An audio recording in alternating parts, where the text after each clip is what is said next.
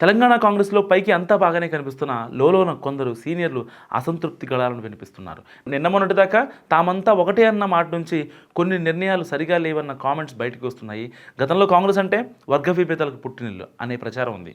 పార్టీలో నిత్యం ఏదో ఒక రచ్చ ఉండేది. అది కాస్త ఢిల్లీకి చేరడం, హైకమాండ్ సర్దుబాటు చేయడం షరామామూలుగా ఉండేది. రేవంత్ రెడ్డి నాయకత్వంలో కాంగ్రెస్ పార్టీ అధికారంలో వచ్చిన తర్వాత అంతా సద్దుమణిగిందని భావించారు. అందరూ ఏకమై ప్రతిపక్ష బీఆర్ఎస్, బీజేపీ మీద విమర్శల దాడి పెంచేశారు.